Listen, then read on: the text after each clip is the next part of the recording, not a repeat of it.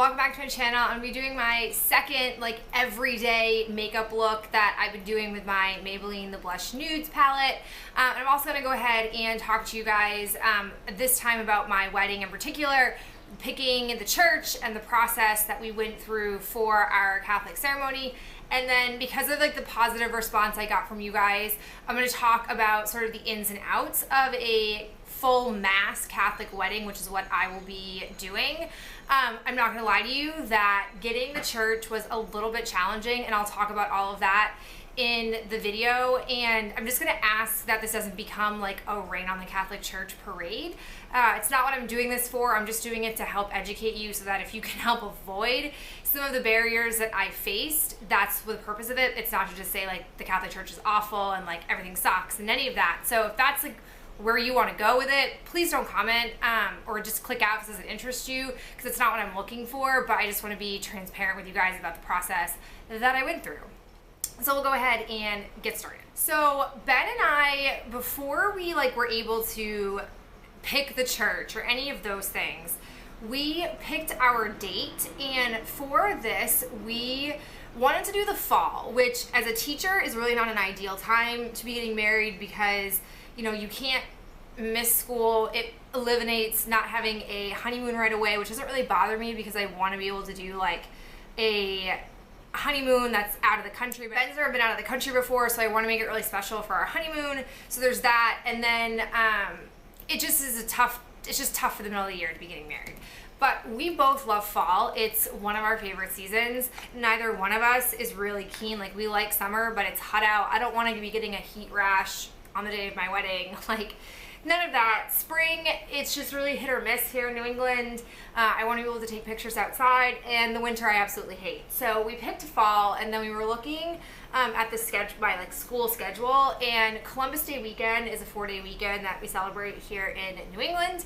And so we would have that I would have that Monday off, and then I had asked my housemaster when we were talking about dates, where it being Columbus Day weekend, if I could have Thursday and or Friday off, and she said that that would be fine. So once we got that sort of clearance, we then started talking about churches. Now there's a little bit a backstory particular to me. I, in the Portland, Maine area, went to St. Patrick's private school, Catholic school, and I also was a part of St. Patrick's Church, and that was my home church all the way until, I would say, I think it was Christmas of my either junior or senior year of college, so we're talking 2010, 2011-ish, my church was closed. The parish, there were 3 churches within my parish community called Our Lady of Hope Parish, and they originally sold the school, and at the time they were selling the school, this was maybe the end of my high school years, they were supposed to be selling the church in conjunction, even though they were on different lots across the street from each other. And that sale never went through for the church, only the school was sold and then turned into condominiums. So that was devastating in and of itself, that my kids wouldn't be able to go to that school. But then someone wanted to buy the church separately, and so because there was an offer and they were struggling with money, they sold my church. And ever since then, my first thought ever when they were going to sell our church was that, where will I get married? That's the church I wanted to get married to. Now, we were absorbed into another church within our parish called St. Pius Church, which is again in Portland. But I'm going to be honest, that church is not a very pretty church. And this is, again, going to sound vain, but I want to be married in a pretty church. And at this point, no church is really my home church, even though I've been going to St. Pius for I think 4 or 5 years at this point. I don't consider it my home church because it's not St. Patrick's. And I've never really felt that kinship to another church since then. So I had said to Ben, I want to get married in a pretty church, and I want a full Catholic mass. That's the only thing about my wedding that I knew 100% going in, and Ben was fine with that. Ben is also Catholic. We go to church together, so he was fine with it. So I was thinking about different churches that I knew of, and the only other church I knew of that I really liked was Cathedral Parish, which as a St. Patrick's student, our school sports, Cathedral and St. Pat's, were together so that we'd have enough enrollment for school sports. So I knew that parish, even though I wasn't a member there. So the way it works in the Catholic Church is, in order for you to get married in a Catholic church, ideally both people getting married are Catholic, but minimum you have to have at least one of you who is Catholic, and you have to have done your 3 sacraments. So that is baptism, First Communion, and confirmation. Now, when I was in Catholic school, confirmation was 4th grade, and your communion was in 1st grade, but now you do it all at once. I think Ben did his together because he didn't go to private school or Catholic school, he went to CCD. So you have to have proof that you've done those sacraments, and if you're somebody who, you're like, I don't know how to get those, wherever you were baptized is where your records for all of those should be. So even though I did my sacraments for communion and confirmation at St. Patrick's, I wasn't baptized there. So my home church was where I was baptized, and they were supposed to have all of my records. So I had to start by acquiring those, which was a production, because my original church where I was baptized was closed. So then I had to hunt down where those records were then moved to. And when I finally got a hold of somebody there, they only had record of my baptism. St. Patrick's had never notified them of my other 2 sacraments, which, how do you prove that after the fact? So then I had to call the office for Our Lady of Hope Parish, who absorbed the St. Patrick's records of my other 2 sacraments, and they were then able to notify my original church, and I was able to get a document that said I had my 3 sacraments and when they were done, yada yada yada. And then I called, I hunted down, because Ben's church also closed, where he had done all of his sacraments, so I had to hunt down where those records were being held, and then I got a copy of them. So then I contacted the Cathedral Church, and this is where it gets further complicated, as though it's not been complicated thus far. And I inquired about our date, and they asked if I was a member, and I said no, I'm not a member of Cathedral, I'm a member of St. Pius.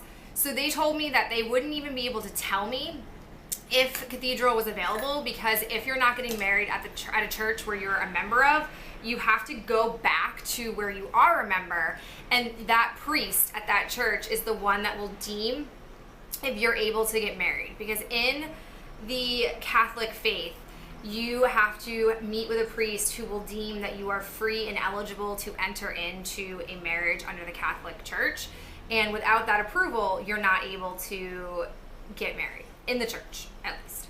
So I contacted our priest there, and we had to set up a meeting. It was really difficult to set up because we're technically living in Massachusetts, and that further complicates things. And when it was all said and done, when we were about to meet with our priest at St. Pius, I found out I wasn't actually a registered member there. So I could have avoided this whole song and dance had I just told Cathedral originally I'm not a member of any church, because then I would have just started with Cathedral from the get-go. But I thought I was a member of St. Pius because by default, when St. Pat's closed, we're all truncated to St. Pius. So a few pieces of advice on my end. If you know you want to get married in a Catholic church, whether you're engaged or whether you're it doesn't matter. I would get your sacrament documents now, just because then you can just easily have those to be able to show to a priest. The other thing is, if you're not registered anywhere and there's a church you have in mind that you want to get married at, go become a member there. It's just paperwork that you fill out that says I'm a member of this and whatever, would be my biggest pieces of advice, because that will take out a lot of legwork. If you want to get married in a church that you're not a member of, then you're going to go through the same process in a way that I went through. Every church and parish is a little bit unique, so you may not have the exact experience as I did, but that's some of it. So we met with Father Sullivan, is his name, at my home parish in St. Pius. He registered us and then like told us it's important that we, after this is all said and done, like register down here somewhere in Boston, become members of a church down here. Just that way we can continue to have a consistent place for our faith and have all of our records and yada, yada, yada. So he deemed we were approved to get married in the Catholic Church. And so then the next step was in order to be able to contact Cathedral, he needed to speak to the priest at Cathedral and let them know I've met with them. They are approved to get married in a Catholic church and they can get married at Cathedral.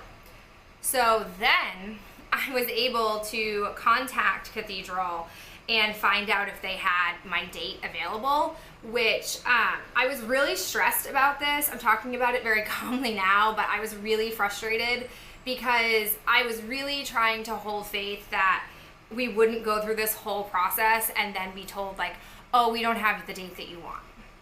It's already booked. I was really trying to think like, oh, they wouldn't put us through all of this agony basically if, you know, it wasn't open. So I became like very friendly and very close with the secretary of the Cathedral Parish, just because like I was talking to her on the regular to make sure I didn't mess anything up. And fortunately we are all booked, and the other layer of getting married at the Catholic Church before you can actually walk down the aisle is you have to do marriage preparation classes. Now Cathedral offers it, but it's not going to work it wouldn't have worked for Ben and I to do it because it's 7 weeks, so 7 Sundays throughout Lent, which we're not schlepping up on Sunday nights to Maine to do this. And so Dr. Father Sullivan, he has been really amazing throughout this process. Like, it kind of makes me feel bad that we're not getting married at our home parish with him because he's just been really helpful. But he even said, like, I understand that Cathedral's a really pretty church. Like, I can get why you want to get married there. He like didn't take it offensively. But he said to us, he was like, you can do your marriage counseling, like marriage prep work anywhere, just need to get a certificate that validates it. So I talked to the woman across the hall from me at school who got married a few weeks ago, and she said she went to the Paulus Center in Boston. It's like right by Boston Comm. So then it was like it's a day-long class. It was very long, but it got done in one day. They were relatively progressive. So we did that. Ben and I, like, preemptively, I immediately looked online to see when they had it. I signed up for the class. It was $175 for the day, but any marriage coursework you're gonna do with the Catholic Church, there will be some kind of fee. It varies. This was a higher price tag, but when I thought about gas, commuting, time, one day, get in, get it done. And I really didn't mind it. Ben didn't mind it. It was actually pretty helpful. So if you're someone who needs to do your marriage prep work and you're in this area, I would go there. Like I said, it's a long day. It starts at 10, and then we weren't out of there until after 5 o'clock mass. So we left there about like 6:30, but we had an hour-long lunch break in between. And again, like, I didn't think it was that bad. Some of it was a little stuffy, but like, it wasn't miserable. TV timeout, so I can do my eyeliner again. Okay, time in, I'm back. So now that we have that done, we've officially done like all of the requirements with Father Sullivan before we will meet with our priest for Cathedral. We won't get that priest until next June, she said. So there are like 4 or 5 different priests at Cathedral, but they don't make their wedding assignments or like their ceremony assignments until they're like 7-8 months in advance kind of thing. So when that point comes, that's when we'll meet with the priest at Cathedral, who will go through more specifically how it operates at Cathedral. What that means is, like, basically we'll be picking out our gospel readings, our first, second reading, we'll determine the songs, and like we'll just talk about general logistics. Some things to know generally about Catholic weddings is that you cannot do any weddings on Sundays because those normally are the regular mass times, so there aren't any other availability times. Like, for example, my parish does a 7 a.m., a 9 a.m., a 4 o'clock, and a 6 p.m. mass on Sunday, so there's really no time to get your wedding squeezed in on a Sunday. And then they do Friday night, and then they'll do Saturday morning and afternoon masses for weddings. So right now our start time is going to be 1 o'clock. That's the latest they will allow you to get married on a Saturday, because there's 4 or 4:30 mass. Ben and I are going to try to ask, like, the worst thing they'll do is say no to us. We're going to try to see if we can start at 1:30, just because a 1 o'clock time means that we'll be basically done by 2, and we're starting cocktail hour at essentially 2:30. So that's kind of early in the day. If we could get it like 3 o'clock, that I feel like would just create better flow for us. But at the end of the day, the church can just say no to us if they want to, and that's their prerogative, and we'll respect that. Okay, so now I'll talk to you guys about like what exactly are the inner workings of a Catholic full mass wedding, because you don't have to do a full mass. It's a choice that some people make, some people don't. I've had cousins get married in a church and they only did their vows. So like they walked in like you normally see at weddings or in the movies, and they come in, they basically do their vows, and then they exit. You're in and out in like 20 minutes. For a full mass, you're essentially doing what you would do on a Sunday or a Saturday if you're a church goer, except in the middle of the mass, you're inserting your vows, and then you don't follow the readings wherever we are in that point in time in the gospel. We are just gonna pick our own. So how it will work is I'm gonna talk as though like you've been to a mass before. That's just the best way for me to conceptualize it in my brain.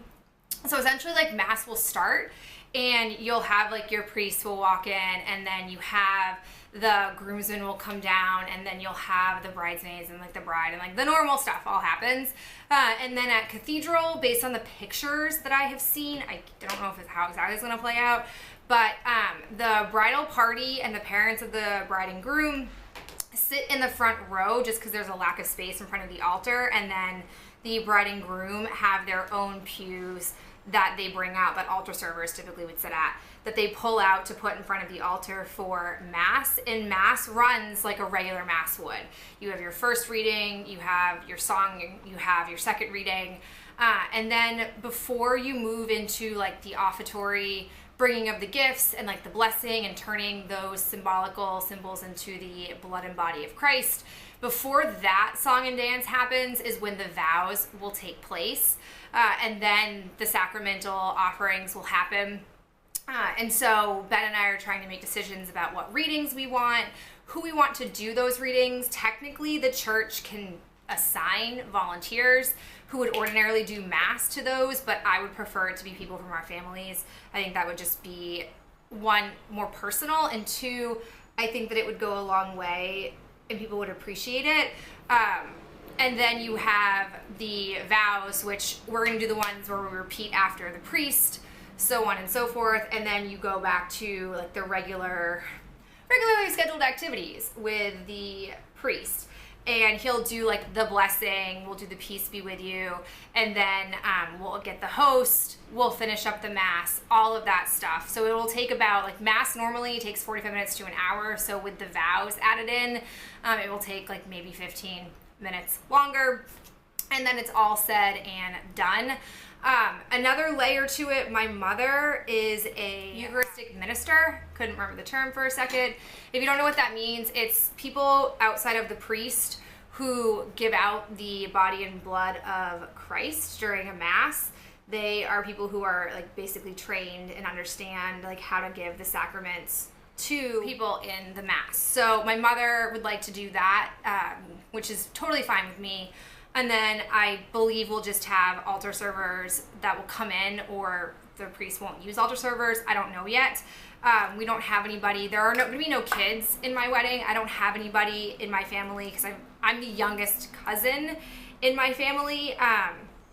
And we're not inviting like younger second cousins and things like that, because that would just be craziness to have all those people come. And I just don't really want children there.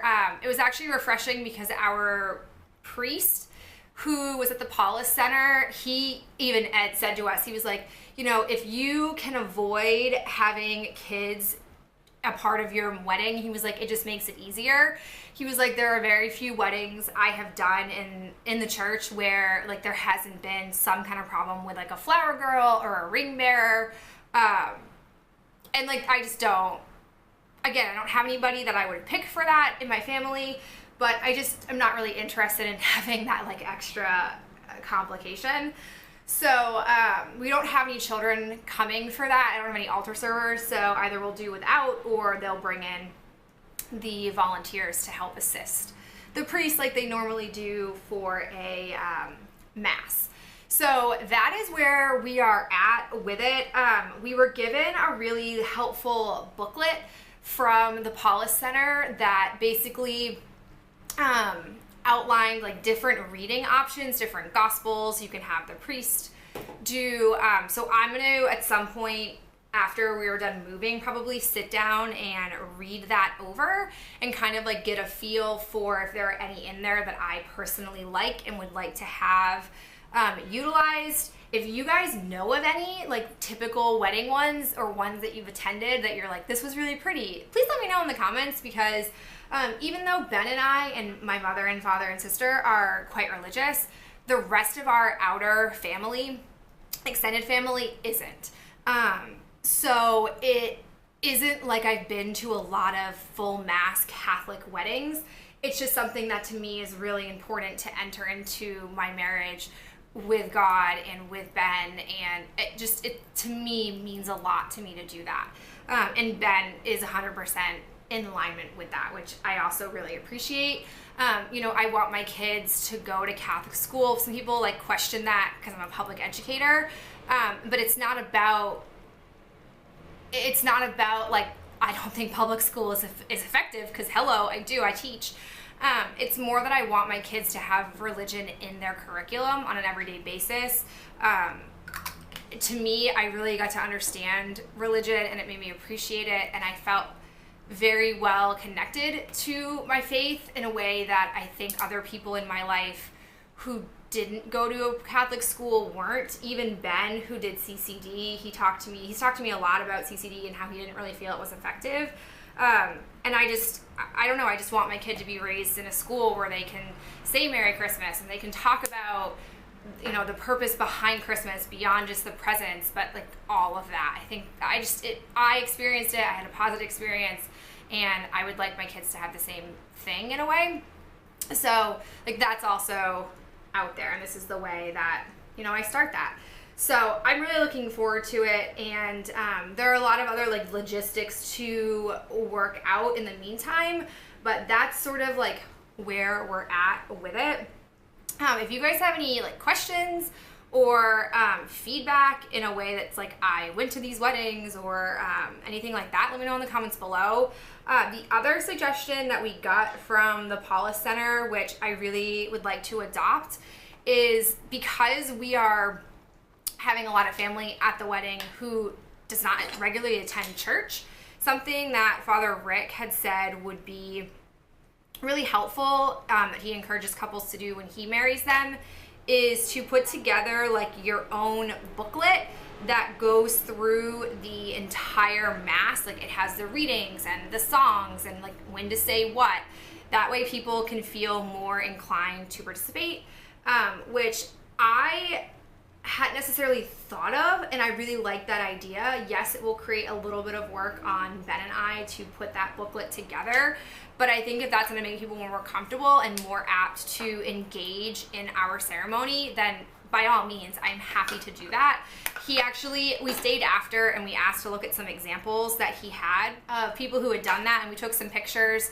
So we have like a vision of what to do. So at this point, like I just want to meet with our priest to kind of finalize some of those things, but like, oh, whatever, we can't. And that's fine. I'll just have to hold my horses a little bit. Other things, since I'm still doing my makeup here, is that I am officially going wedding dress shopping. This was, as I feel like I've mentioned to you guys, I wasn't like super keen on wedding dress shopping just because I just want to tell the consultant, do whatever you want with me. Like, here's the wedding, here's what it looks like, and you see my body, you see like who I am, put a dress on my body. But some things that I know and I knew when I started doing my research is that I didn't want a strapless. I don't want a strapless wedding dress.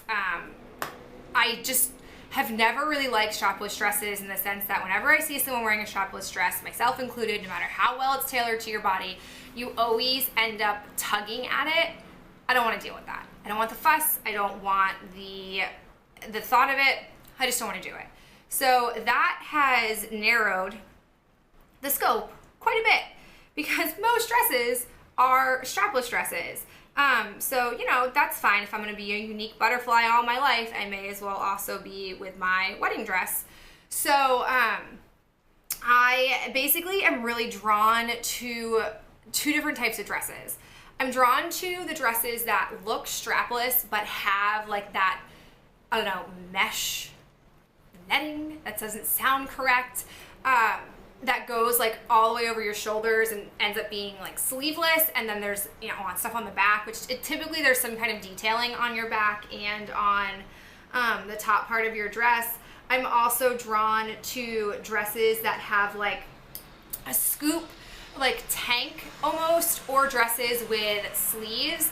I have focused a lot more on the top and the back, and I've not really narrowed down what type of style I want. I am kind of what I would categorize myself as being pear-shaped. So I have like a wider hip waist area, or wider hip thigh area than I do my waist. So I feel like that can really deter a lot of styles. Like, I don't know, fit and flare. I don't want a dress where I need like my own atmosphere around me and you can't get close to me because I just have so much fabric around. Like, I don't want to be a cupcake. So I'm looking forward to it. The two boutiques that I'm going to Fall River, I'm going to Alexandra's, I believe it's called, in Fall River, and then I'm going to go to Angela's in West Roxbury. I'm going to bring my mother with me, my sister. I'm bringing Ben's mom because Ben's mom doesn't have any daughters, and I just think if it were me and I don't have any daughters, I would really want my future daughter-in-law to bring me. So I asked her and she said yes. So we're going on the 27th, which is a couple of days after my birthday. I like printed out the dresses I like. I wrote down the designers, and both of these boutiques carry those designers. That's partly why I'm going to them. I'm really hoping there's one dress that I just like absolutely love, and I'm really hoping that they have that exact dress to try. Because I'm one of those people who will struggle to eliminate that dress or think that it's not going to be the dress without actually trying it on. So I don't think anxious is the right emotion, but I'm definitely curious to see how this all goes down. This is one of those things where I care the most about this. Like, who doesn't care about their wedding dress, really? But it's also really tricky because there's never been a dress since prom that I've worn to a big occasion that Ben hasn't played a hand in either helping me pick out or like seeing on me before the actual event. And this is the one thing that he's like adamant, which I totally respect and I agree with him, but it's also like gut-wrenching that he's adamant, where he's just like, I will not be a part of this. I don't want to even see you until you walk down the aisle. Like, he doesn't want to do like the reveal photographs before I walk down the aisle. Like, he doesn't want to see me until like it's too late and he's stuck with me and I'm walking down as is. So I don't know, I'll probably just like update you guys somewhere along the way, unless it becomes like a grand story and I can do a whole get ready with me on it. But I've yammered on for long enough. As I mentioned, this is like my second kind of go-to look. I will link everything that you need to know about the products I used down below in the description box. But that's it for me. I'll talk to you guys in the next video real soon. Bye.